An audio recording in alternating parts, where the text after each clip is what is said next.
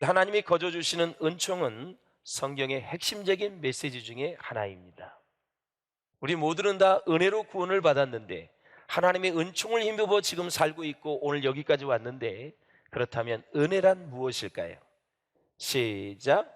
하나님이 피조물에게 값없이 베풀어 주시는 모든 좋은 것을 총칭해서 말합니다. 아멘. 피조물들에게 하나님께서 값없이, 조건 없이 그냥 무조건 베풀어 주신 모든 나쁜 것이 아니라 좋은 것을 다 총망라해서 뭐라고요? 은혜다. 가장 큰 은혜는 십자가에서 예수님을 죽게 해서 우리를 구원해 주신 구원의 은혜이다 라는 것입니다. 그 위의 것은 그것을 알게 되면 다른 것들이야 무조건 감사하게 돼 있어요. 그렇다면 구약에서 은혜는 무슨 말인가? 어떤 의미를 가지고 있나?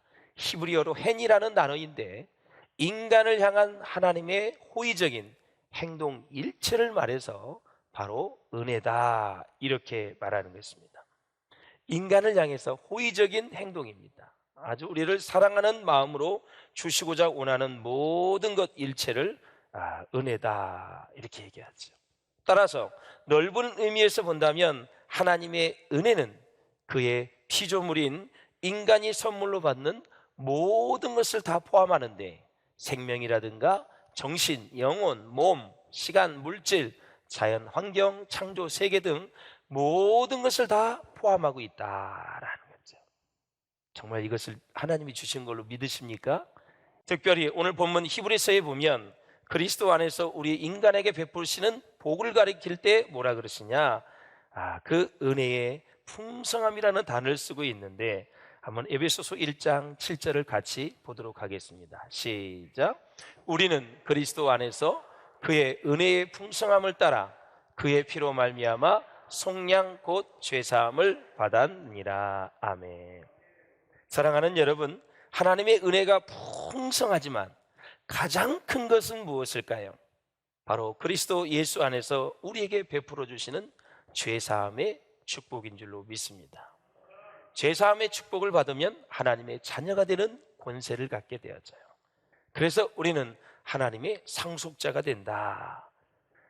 왜냐하면 죄사함을 받게 되면 왜 축복이고 왜 그것이 하나님의 은혜냐면 끊어졌던 하나님과의 관계가 회복되기 때문에 그렇습니다. 제일 큰 저주는 하나님 밖에 있는 것이고 하나님을 불신하는 것이고 하나님과의 관계가 끊어진 상태입니다. 모든 사람이 죄를 범하였음에 하나님의 영광에 이르지 못하였다라는 헬라어 단어는 모든 사람이 죄를 범하면 하나님과의 관계가 끊어진다는 그 단어입니다. 하나님 안에 있을 수 있기를 주의 이름으로 축원합니다. 그렇다면 히브리서에서는 이 은혜를 어떻게 설명하고 있을까요? 첫째, 먼저 예수님이 천사들보다 뛰어나신 하나님의 아들이라는 것입니다. 하나님은 이 아들을 만유의 상속자로 세우셨고 그를 통해서 모든 세계를 다 지으셨다고 말씀하고 있습니다. 우리 2절을 한번 같이 보겠습니다. 시작. 이 모든 날 마지막에는 아들을 통하여 우리에게 말씀하셨으니 이 아들을 만유의 상속자로 세우시고 또 그로 말미암아 모든 세계를 지으셨느니라. 아멘. 자, 천사에 대해서는 이렇게 말씀하십니다. 천사는 어떤 존재인가? 14절입니다. 같이 읽어보겠습니다. 시작. 모든 천사들은 섬기는 영으로서 구원받을 상속자들을 위하여 섬기라고 보내심이 아니냐. 천사는 섬기는 영입니다. 구원받을 자들을 이제 상속자들을 위해서 섬기라고 보내신 것이다. 당시에 천사들을 숭배하는 사람들이 있었습니다. 천사들은 성도들을 섬기는 존재이지 경배의 대상이 아니다라는 거예요. 모든 천사가 여러분들을 도울 수 있기를 주의 이름으로 축원합니다. 섬긴다는 것은 서비스한다, 돕다, 언제든지 위기 때 함께 하신다라는 거죠. 성경에 보면 여러 가지 천사가 있어요. 가브리엘서부터 많은 천사가 있습니다. 하는 역할이 다르죠. 심판을 하고 또 구원을 하고 여러 가지 돕는 역할이 다 있어요. 그런 점에서 예수님은 천사와 비교할 수 없을 만큼 높고 뛰어나고 위대한 존재이시다. 그런데 더 중요한 것은 그런 예수님이 사람이 되셔서 십자가에서 고난을 당하셨다라는 것입니다. 왜 이렇게 존귀하신 하나님의 아들이 고난과 죽음을 당하셔야만 했는가? 그것이 바로 히브리서 2장 9절에 나와 있습니다. 시작. 모든 사람을 위하여 죽음을 맛보려 하심이라. 아멘. 왜 죽음을 맛보아야 할까요? 우리의 죄악 때문에 그런 것입니다. 예수님은 우리와 같이 육신을 가지셨지만 죄는 없으십니다. 흠이 없으십니다. 예수님은 영이나 천사로 이 세상에 오시지 않았습니다. 그렇게 됐다면 예수님은 우리의 고통을 이해하지 못하고 우리를 구원하지 못했을 것입니다. 그래서 하나님의 아들이 사람이 되신 것, 즉 성육신 자체가 큰 은혜이다라는 것입니다. 큰 은혜이다. 하나님이 사람이 되신 게 큰 은혜이다라는 것입니다. 이걸 정말 믿으세요? 하나님이 사람이 되어서 오신 것을 믿으세요? 하나님의 아들은 하나님이시다. 오늘날 보면 성육신의 놀라운 신비를 믿지 못하고 부인하는 사람들이 있습니다. 여러분, 예수님이 성령으로 잉태되셨습니다. 믿습니까, 여러분? 성령으로 잉태되셨어요. 예수님은 모든 일에 우리와 똑같이 시험을 받으신 이로되 죄는 없으신 분이라고 말씀을 드렸습니다. 믿으십니까, 여러분? 예수님은 저와 여러분을 구원하러 이 세상에 오셨습니다. 우리를 자녀 삼아 주시고 우리 죄를 위하여 죄를 사하여 주시기 위해서 하늘의 영광의 모든 보좌를 버리시고 이 땅에 오신 분이시다. 이렇게 죄 없인 하나님의 아들이 죽어야만 우리의 모든 죄를 사할 수 있다라는 거죠. 죄가 있는 인간이, 흠이 많은 인간이 수천 명, 수만 명이 죽어도 털큰만큼의 죄도 사할 수 없다라는 것은 우리를 알고 있습니다. 그래서 사랑하는 여러분, 이 모든 것을 볼 때 우리가 하나님의 얼마나 놀라운 은혜를 받고 사는지 알 수 있다라는 것이죠. 사람이 죄를 지으면 죄의 죄감이 들어요. 그걸 죄의 책임이라 그래요.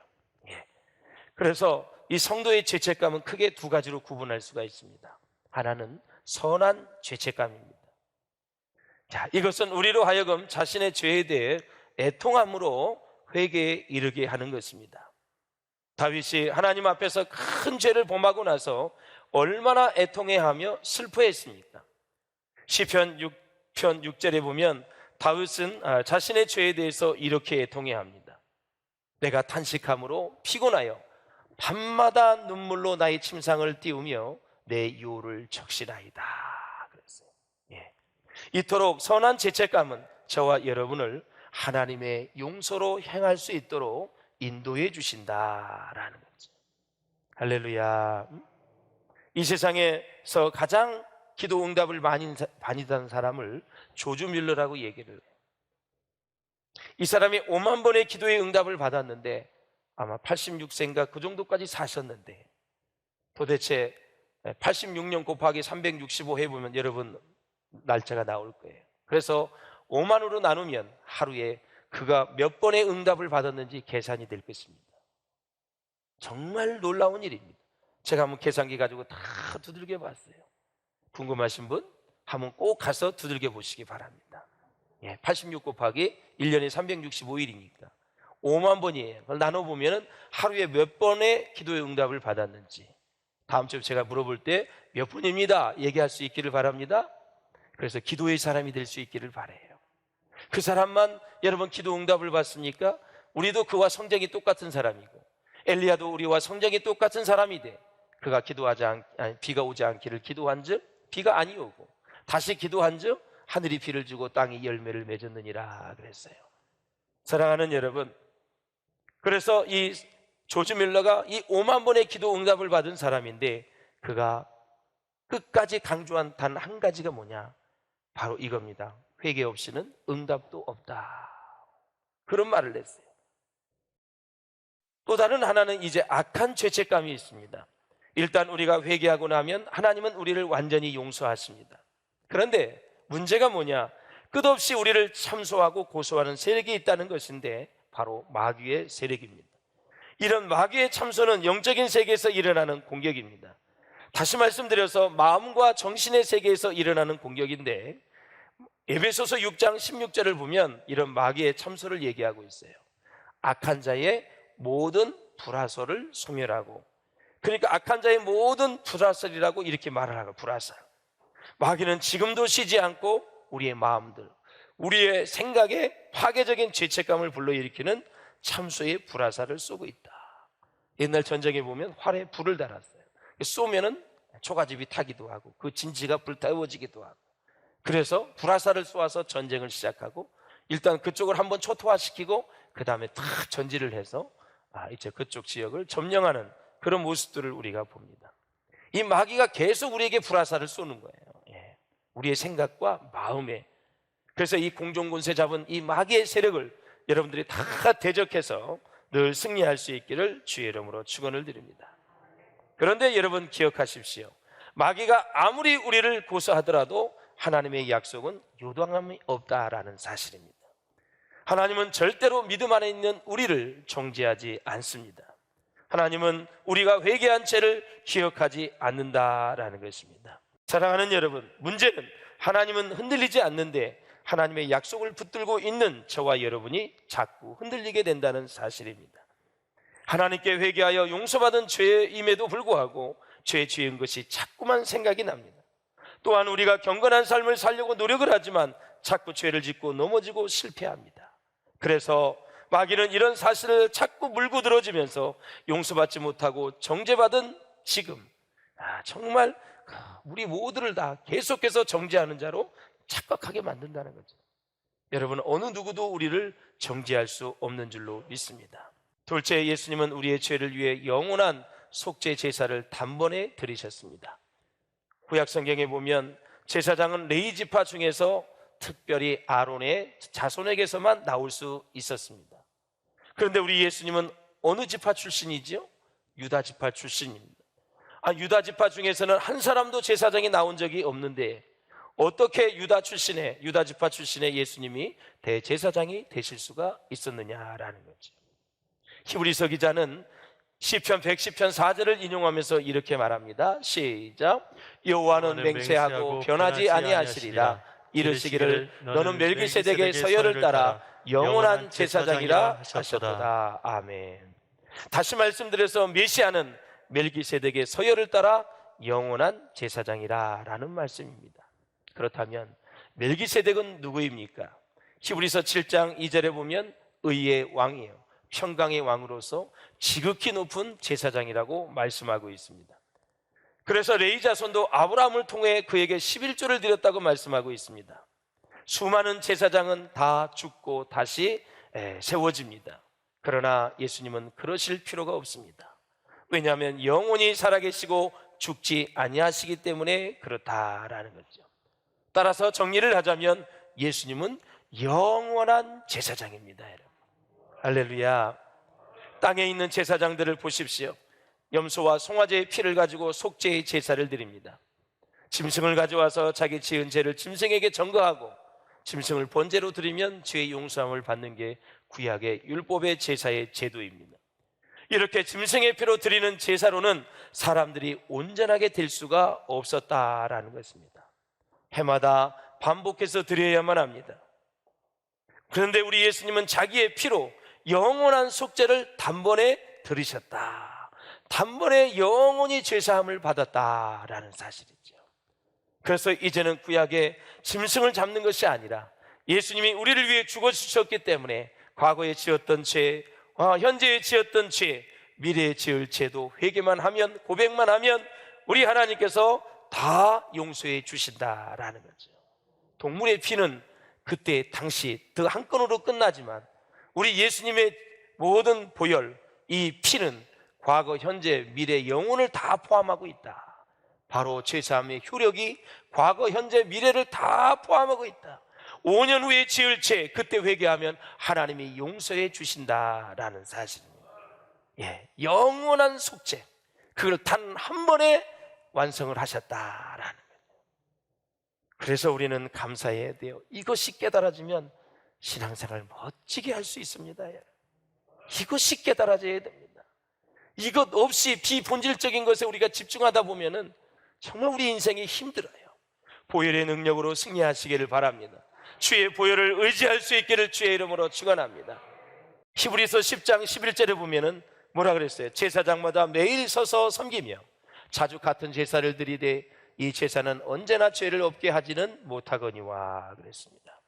오직 그리스도는 죄를 위하여 한 영원한 제사를 드리시고 하나님 우편에 앉으셨다. 사랑하는 여러분, 그렇습니다. 빌 클린턴 대통령이 민주당 후보 대통령 선거에 출마했을 때의 일입니다. 그는 타고난 정책 벌레라 그래요. 모든 정책에 대해 세세하게 브리핑을 했습니다. 그럼에도 불구하고 미국 국민의 유권자들에게 이미지가 새겨지지 않고 지지율이 올라오지 않는 것입니다. 당시에 정치 고문이었던 제임스 카빌이라는 사람이 있는데 빌 클린턴 대통령 후보의 선거운동을 아주 유심히 지켜보았습니다. 도대체 선거운동에 무엇이 문제인가? 그 분석을 했어요. 그는 무엇인가를 하나를 발견했는데 유권자들에게 정말 어필할 뚜렷한 정책의 핵심 주제가 없다는 사실이 문제가 되었습니다. 모든 선거 운동원들을 모아놓고 한참을 토론한 뒤에 그는 화이트보드에 큰 글자로 이렇게 썼습니다. 경제라니까 이 멍청아, 이렇게 썼어요. 경제라니까 이 멍청아. 이것이 뜻밖의 성공적인 정책 구호가 됩니다. 핵심 공약으로 들어가게 되어서 마침내 지지율이 올라 선거에 승리하여 미국의 제42대 대통령에 취임하게 되는 것입니다. 로마서 8장 1절에 보면 그러므로 이제 그리스도 예수 안에 있는 자에게는 결코 정죄함이 없나니 그랬습니다. 사랑하는 여러분, 예수님을 믿으시죠? 예수님이 나의 죄를 위해 십자가에 못 박혀 주신 것도 믿으시죠? 그렇다면 정말 죄송합니다만 여러분, 결코 우리는 죄책감을 가질 필요가 없다라는 말씀입니다. 죄에서 자유함을 얻은 것입니다. 우리는 자유함을 받았어요. 보혈의 능력이 그렇게 위대한 거예요. 못 씻을 죄가 없어요. 셋째, 마지막으로 예수님은 새롭고 산 길을 열어주셨다라는 거예요. 히브리서 10장 19절에 보면은 그러므로 형제들아 우리가 예수의 피를 힘입어 성소에 들어갈 담력을 얻었나니. 20절은 뭐라 그랬어요? 20절? 그 같은 그 길은 우리를 위하여 휘장 가운데로 열어놓으신 새로운 살 길이요 휘장은 곧 그의 육체니라 그랬습니다. 여기에서 성소는 지성소를 얘기하는 거예요. 사랑하는 여러분, 그렇습니다. 영원한 제사장 예수님, 정말 우리를 위해 십자가에 죽어주심으로 하늘에 있는 지성소에 들어가셔서 우리를 위해 새롭고 산 길을 열어주셨다. 언제 어디서나 아버지께로 나아갈 수 있는 새로운 길이 열렸다 그랬어요. 그러면 여기서 산 길이 뭐냐? 살길. 이 산길이 헬라어로는 호도스 조사라는 그러한 헬라어 단어인데 생명의 길이다. 그냥 사람들이 지나가 다니는 길이 아니라 생명을 주는 길이다. 내가 곧 길이요 진리요 생명이니 나로 말미암지 않고는 아버지께로 올 자가 없다고 말씀하셨어요. 생명을 주는 길, 그 길에 우리가 들어설 수 있다. 우리의 영은 죄로 말미암아 죽었어요. 근데 예수를 믿는 순간, 예수를 영접하는 순간 예수의 생명이 내 안에 들어오는 거예요. 그래서 그 생명이 내 죽은 영을 살리는 거예요. 그래서 우리가 영원히 주님과 함께 살 수 있는 길이 열렸다라는 거죠. 그러니까 예수 믿는 것이 이 세상의 최고의 축복이다라는 사실이에요. 히브리서 10장 20절에 보면 휘장은 곧 그의 육체니라. 아까 말씀을 드렸습니다. 구약의 대제사장은 휘장을 통해 지성소에 들어갑니다. 오늘날 우리는 이제 예수님의 육체를 통해 하나님 아버지께로 지성소에 들어가게 된다. 그래서 내가 허름한 들판이든 어느 집에 어느 곳에 사무실에 있던 어느 다락방에 있던 혼자 내가 앉아서 주님을 찬양하고 거기서 성령의 임재 가운데 예배를 드리면 그것이 지성소가 된다라는 사실이에요. 자, 마태복음 27장 51절을 보겠습니다. 시작. 성소 휘장이 위로부터 아래까지 찢어져 둘이 되고. 아멘. 이것이 하나님의 큰 은혜이며 사랑이라는 것입니다. 히브리서 4장 16절에 보면 그러므로 우리는 긍휼하심을 받고 때를 따라 돕는 은혜를 얻기 위하여 은혜의 보좌 앞에 지성소에 담대히라는 것은 언제든지 내가 마음을 먹고 주님을 의지하면 나아갈 수 있다라는 거예요. 그 길을 예수님이 십자가에 죽어주심으로 그 길을 여셨다. 그게 예수님의 놀라운 그 십자가의 그 고통과 아픔을 생각하면서 감사해야 되겠죠. 그게 본질입니다, 신앙이. 은혜의 보좌는 하나님이 계시는 곳을 말하는 거예요. 하나님은 하늘의 지성소, 천국 전체가 거룩한 지성소이기 때문에 사랑하는 여러분, 혹시 우리가 죄를 지었다 하더라도 죄에 찌들어 주저하거나 머뭇거리지 말고 항상 주님 앞에 나와 십자가를 생각하며 하나님을 바라보며 우리가 고백을 할 때 다 용서해 주신다라는 사실입니다. 마지막으로 예수님은 우리를 위해 기도하시는 중보자이시다라는 것입니다. 히브리서 7장 25절을 보십시오. 이는 그가 항상 살아계셔서 그들을 위하여 간구하심이니라 라는 것. 예수님은 하늘나라에 가셔서도 쉬지 아니하시고 우리를 위해 기도하는 사역을 지금도 계속하고 계십니다. 여러분, 공생애는 3년이에요. 그렇죠? 3년 동안 여러분 정말 말씀을 가르치고 또 병자를 치유하고 복음을 전하셨어요. 그런데 중보기도 사역은 벌써 2000년이 넘어가고 있습니다. 예수님은 2000년 이상 동안 지금 계속해서 우리를 위해 중보기도 사역하고 있어요. 그래서 예수님의 가장 오래된 사역은 뭐냐? 중보기도 사역입니다. 지금 하나님 보좌 우편에서 저와 여러분을 위해 기도하고 계십니다. 우리가 연약하여 넘어질 때 완전히 넘어지지 않는 것은 하늘에 계신 예수님이 지금도 저와 여러분을 위해 중보기도해 주시기 때문에 그런 것입니다. 베드로에게 말씀합니다. 누가복음 22장에 보면 시몬아 시몬아 보라 사단이 너희를 밀가부르듯 하려고 요구하였으나 그러나 내가 너를 위하여 내 믿음이 떨어지지 않기를 기도하였노니 너는 돌이킨 후에 내 형제를 굳게 하라. 베드로가 믿음이 떨어지지 않는 것은 예수님이 배 위에서 보이진 않지만 베드로를 위해서 계속 기도했기 때문에 그런다. 여러분 많은 기도를 받을 수 있기를 주의 이름으로 축원합니다. 저를 위해서도 기도 많이 해주시기를 바랍니다. 저도 걱정 근심이 참 태산같이 많은 사람입니다. 사랑하는 여러분도 걱정 근심이 있으시죠? 함께 중보기도하면서 하나님이 도우시는 인생이 될 수 있기를 주님의 이름으로 축원을 드립니다. 뿐만 아니라 성령께서 우리 안에서 우리를 위해 기도해 주시는데 마지막 우리 8장 26절을 로마서를 읽고 마치겠습니다. 시작. 오직 성령이 말할 수 없는 탄식으로 우리를 위하여 친히 간구하시느니라. 예수님이 여러분을 위해 기도해 주시지, 성령님이 저와 여러분을 위해 기도해 주시지, 목사님이 여러분을 위해 기도해 주시지, 우리 성도들이 여러분을 위해 기도해 주시지, 부모님이 여러분을 위해 기도해 주시지. 여러분 복받은 사람들입니다. 힘을 내셔서 이 어려운 세상, 이 험악한 세상에서 끝까지 승리할 수 있기를 주님의 이름으로 축원을 드립니다. 우리가 잘못된 길, 죄의 길을 갈 때에도 성령께서 탄식하며 기도해 주시고 정말 우리에게 옳은 길을 갈 때에도 성령님은 기뻐하며 기도해 주신다라는 사실이에요. 정리를 하자면 예수님의 중보기도 플러스 성령님의 이 간구가 결국은 우리의 구원을 절대적으로 안전하게 만들어준다라는 사실이에요. 그래서 사랑하는 여러분, 하나님 아버지의 사랑으로 이 모든 것이 다 하나님의 은혜로 된 것이기 때문에 우리는 하나님께 감사하고 하나님께 찬양을 돌리며 영광을 돌려야 된다라는 사실입니다. 그래서 그 아들을 통해서 예수님을 만나시는 그 놀라운 축복이, 그 하나님을 만나는 축복이 저와 여러분 가운데 늘 충만하시기를 주의 이름으로 축원합니다. 아들 예수를 통해서 하나님을 만날 수 있습니다. 아들 예수를 통해서 구원을 받을 수 있습니다. 아들 예수를 통해서 영육간의 축복만한 복이 내게 임할 수 있다라는 사실이에요. 한 주간도 아들 예수, 그 예수를 통해서 하나님을 깊이 만나시고 주에서 승리하시고, 우리 하반기에 하나님 3명 이상 태신자를 놓고 기도하고 있습니다. 이 값진 복음, 위대한 복음, 이 능력 있는 복음, 피 묻은 복음을 많은 사람들에게 전해서 여러분의 가족, 친지, 친구, 모든 직장 동료들, 학교의 사람들, 여러분 모든 마을에 사는 사람들 다 주님께로 인도하실 수 있기를 주의 이름으로 축원합니다.